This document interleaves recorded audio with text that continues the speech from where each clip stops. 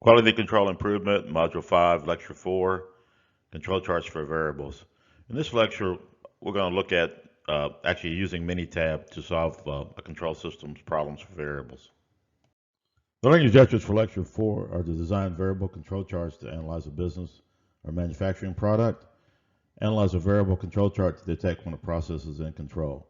The reading assignment is Chapter 6, pages 235 to 253. So let's take a look at our problem. The data shown in the table are deviations from nominal diameter for holes drilled in a carbon fiber composite material that's used in aerospace manufacturing. Values reported are deviations from nominal in tens of thousandths of an inch. So here's the data. We took 20 samples, and so each sample has six observations from the drawn from the population. This particular example, he doesn't tell us exactly what the times were, but we can imagine, for example, that every hour we drew 5 samples off the assembly line and measured the diameters of these holes, and we recorded them. So what we want to do, we want to set up the X-bar and R charts for the process. Is this process in statistical control? Part B, we want to estimate the process standard deviation using the range method. Part C, if the specifications are at nominal plus or minus 100, what can you say about the capability of this process? Evaluate the process CP value.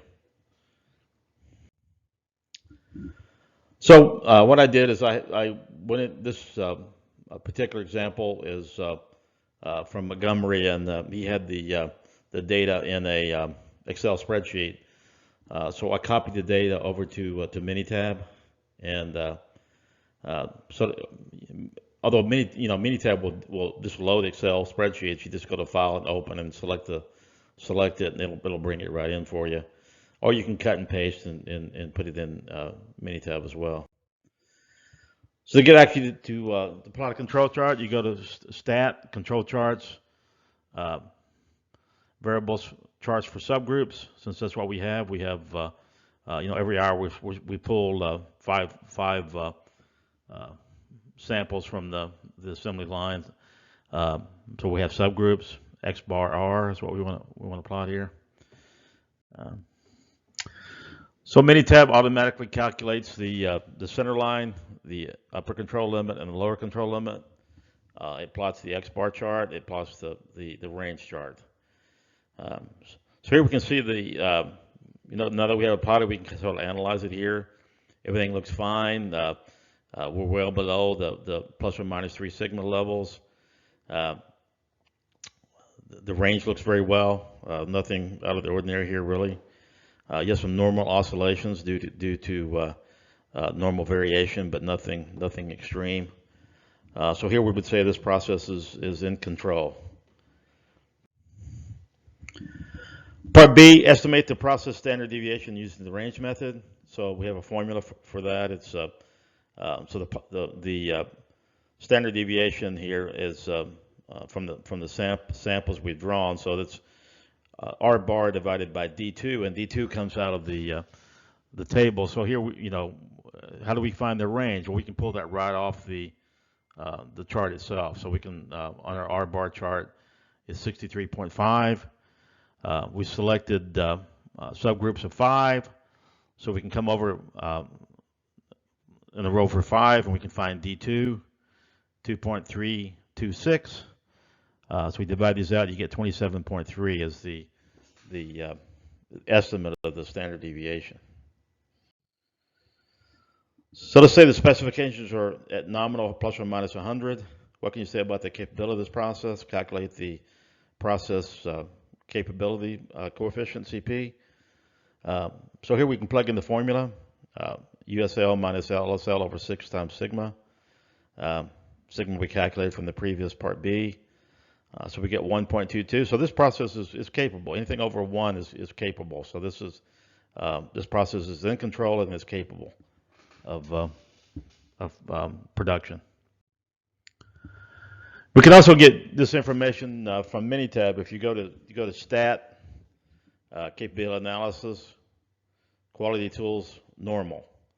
Um, and you enter the following information. You select the subgroups. So you click, so this will typically default to single column.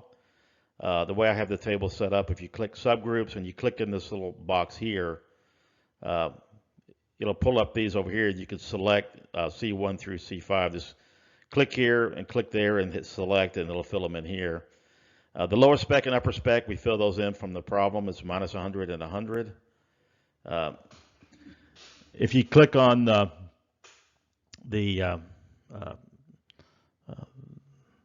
tab, the options here, so you click on options here, click on the target, it should be 0.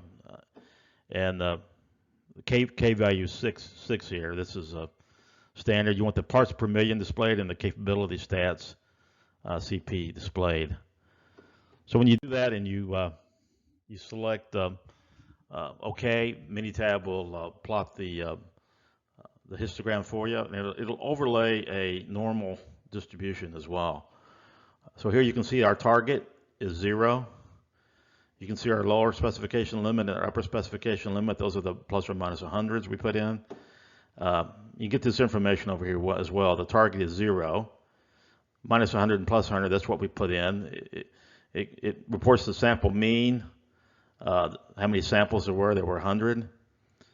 It reports the standard deviation, the overall standard deviation from the data, and it also reports the standard deviation within the groups as well.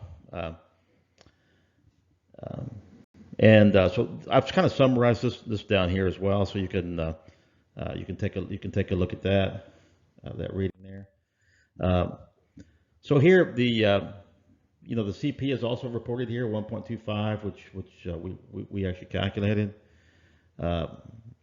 This CP value, as we'll learn in later modules, is what's known as the potential capability.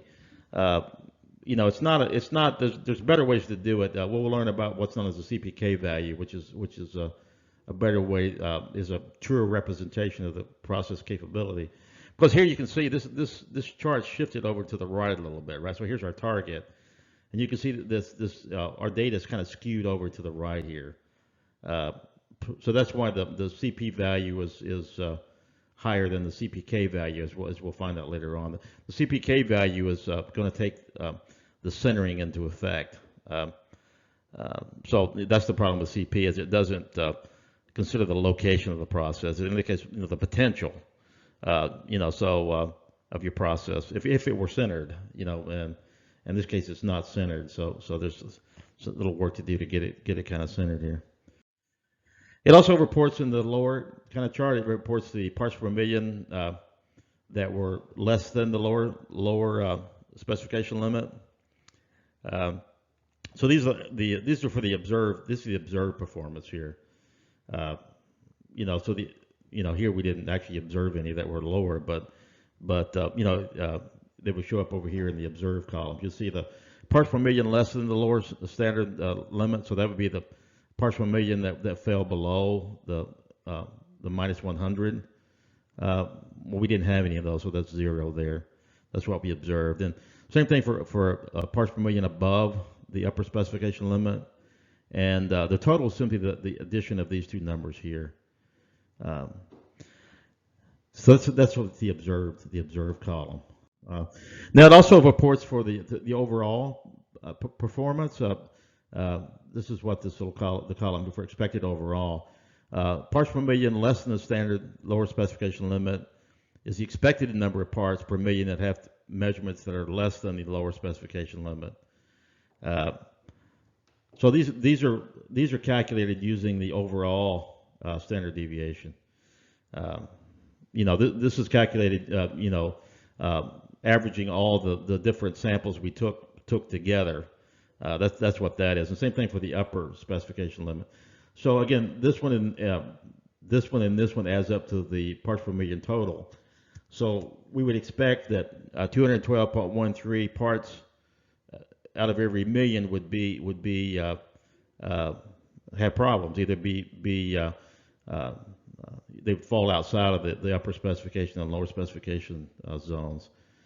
Uh, Now, the last column here, that column is uh, uh, the within. So this is the comparing within subgroups. Like on the first hour we select 6 tires.